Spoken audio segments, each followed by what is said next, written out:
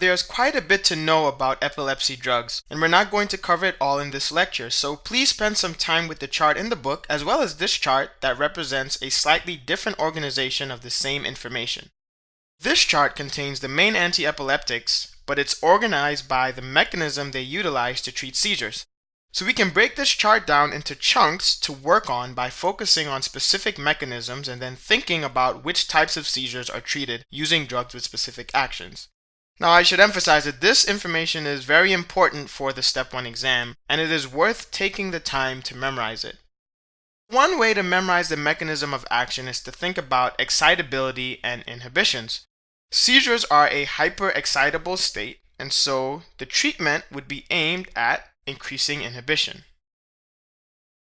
The voltage-gated sodium channel blockers are one class of antiepileptic drugs.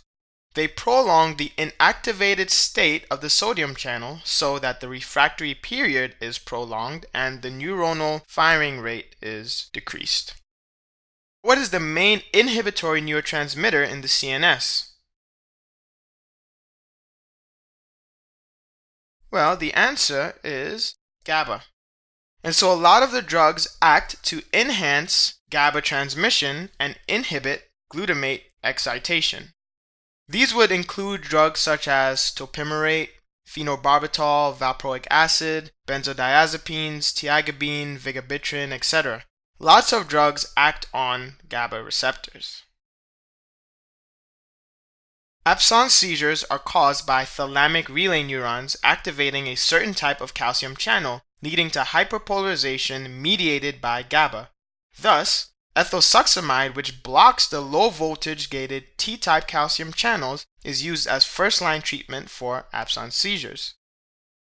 Now, this chart combined with the chart in your book should give you a good foundation for memorizing the material. I would like to highlight a few high-yield things that come up on the boards. For partial seizures, you should know that carbamazepine and phenytoin are most commonly first-line treatments.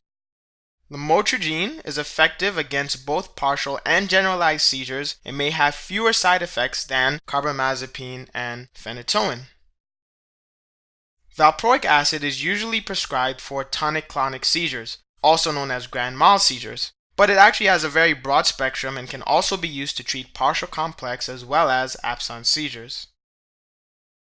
The benzodiazepines, such as diazepam or lorazepam, remember this PAM ending is usually indicative of a benzodiazepine.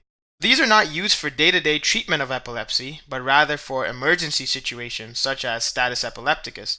Now the goal for treatment there is to break the seizure as soon as possible. Levetiracetam, also known as Keppra, is commonly used in neurology these days because it is effective at treating both partial and generalized seizures. Also, compared to other antiepileptics, it has a low side effect profile. The mechanism of action is unknown. I mentioned that you need to know what overdose of a drug would lead to. However, side effects that occur at therapeutic doses are just as important. Honestly, guys, a lot of the pharm questions you will see will not be straightforward. To answer them correctly, you will have to be not only comfortable with the mechanism of action, but you should know what the side effects are. Luckily, a good number of side effects can be figured out intuitively. The anti-epileptic drugs have many side effects. The most serious ones to look out for are bone marrow suppression and fulminant hepatitis. So let's say you see a child who was started on lamotrigine about 2 weeks earlier, and now they're coming in with a widespread rash. What should you be thinking about? The answer here would be Stevens-Johnson syndrome. There are some other high-yield side effects that you should also be aware of. Carbamazepine is a drug that often causes hematologic disorders, such as leukopenia or thrombocytopenia. Aplastic anemia is also infrequently associated with carbamazepine. One way you might remember this is that with carbamazepine, you need to check a CBC, and obviously the C's are for carbamazepine. Carbamazepine, along with some other drugs, are known to induce the cytochrome P450 system, which is then also responsible for metabolizing carbamazepine. Ethosuximide primarily causes nausea and vomiting. You can also see lethargy as well as headaches. Benzos we're going to talk about in more detail soon, but generally think about them as causing CNS sedation, leading to sometimes respiratory arrest or in the worst cases, coma. Phenobarbital, like the benzos, is also a CNS depressant, and so it can also cause sedation. This is a good example of a drug whose side effect can be deduced based on its therapeutic mechanism of action. So what does it do again? Well, it increases the amount of GABA, which is the major inhibitory neurotransmitter. So it makes sense that too much inhibition of neural circuits would lead to slow transmission of signals, which could manifest as sedation. Valproic acid can produce nausea or vomiting as well, and also lethargy. It's common to see an elevation of liver enzymes. This is a common side effect that's tested. Rarely it can cause fatal hepatitis. Two uncommon dose-related side effects are thrombocytopenia as well as clotting disorders. It is also associated with cosmetic changes including weight gain and alopecia. So people tend to not like this drug, and if that wasn't enough, it is also teratogenic. Phenytoin is a drug that is used all the time and is very important for epilepsy and seizures. This should be one of the main drugs that you think about when you think about epilepsy in general. Now you'll notice that many of these drugs have sedation as a side effect. Again, this makes intuitive sense because, as we discussed, the whole goal of these medications are to slow down the activity of the brain. As I mentioned before, you have to think about what drugs are designed to do and what the result of having too much of that action would be. This is the best way to approach questions when you don't know the answer to that question. Barbiturates are a class of drugs that act at the GABA receptor and are CNS sedating drugs, so they are used as anxiolytics, anti-epileptics, and hypnotics. So at the top we see barbituric acid. This is the main component of all barbiturates. You can see that basic structure is conserved among phenobarbital, thiopental, and pentobarbital. The GABA receptor is an ion channel. When GABA binds, chloride enters the cell and causes hyperpolarization. This leads to decreased excitability. Barbiturates bind at a site on the GABA receptor that keeps the chloride channel open for longer periods of time, so it affects duration. Benzodiazepines, which we'll discuss next, bind at a site on the GABA receptor that changes the conformation such that the frequency of chloride channel opening is increased. So barbiturates affect the duration while benzos affect the frequency. Now barbiturates have the potential for addiction as well as dangerous overdoses, so their use has largely been supplanted by benzodiazepines. What is the most dangerous side effect of barbiturates? That would be respiratory depression. The only one that is still used with regularity in medicine is thiopental, which is given to induce anesthesia before surgery. Here's another high-yield, highly tested neurology topic, and one that will come up all the time on the wards. Benzodiazepines act at the GABA-A receptor. As we just described, because they cause CNS depression, they are used for a wide variety of diseases. Anxiety is managed primarily by alprazolam, known as Xanax, lorazepam, better known as Ativan, and clonazepam, which is Klonopin.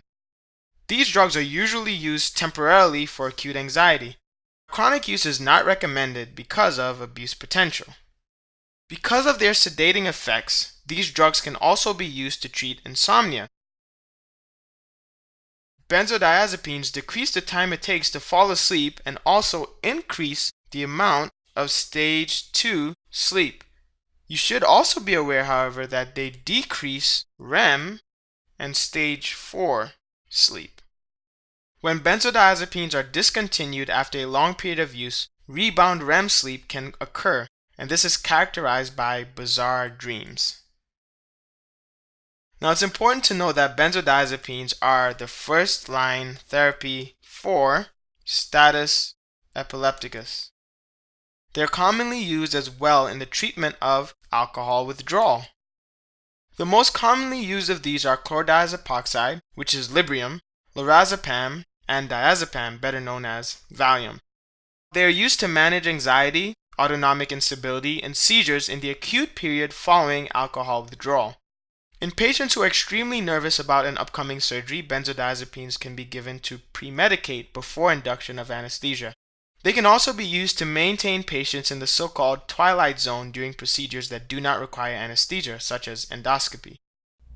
Side effects include sedation, lethargy, and seizures in patients who have had long-term use. They are generally safer than barbiturates because of the reduced likelihood of respiratory depression.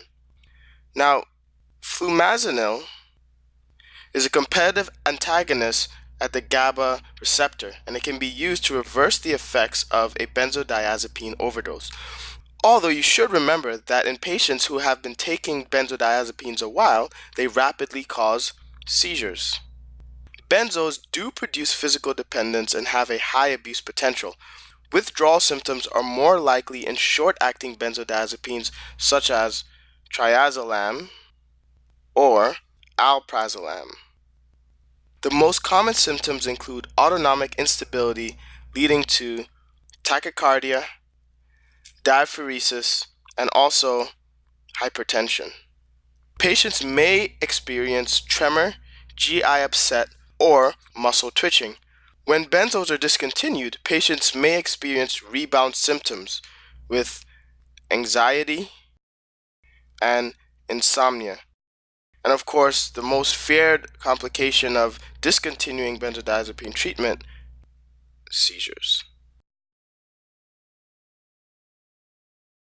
We'll mention some non-benzodiazepine hypnotics. They are agonists at the benzodiazepine site on the GABA receptor, but chemically they are unrelated to the benzodiazepines. They're usually used to treat insomnia, so you recognize drugs such as zolpidem, which is pictured here. This is otherwise known as Ambien.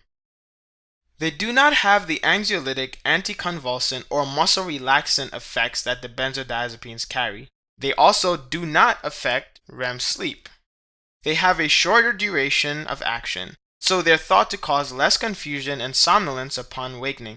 These drugs have a lower abuse potential because patients develop GI upset when high doses are taken. Okay, it is time for another flash quiz. What is the difference between how barbiturates and benzodiazepines affect the GABA receptor? Barbiturates bind at a site on the GABA receptor that keeps the chloride channel open for a longer period of time, so it affects the duration. Whereas benzodiazepines bind at a site on the GABA receptor that changes the conformation such that the frequency of chloride channel opening is increased. And I have kind of a silly way of remembering this. So I take barbiturates, but I write it out like this, barbiturates. Right? So if you remember that barbiturates affects duration, then just by knowing the other variable is frequency, you know that benzodiazepines have to affect frequency.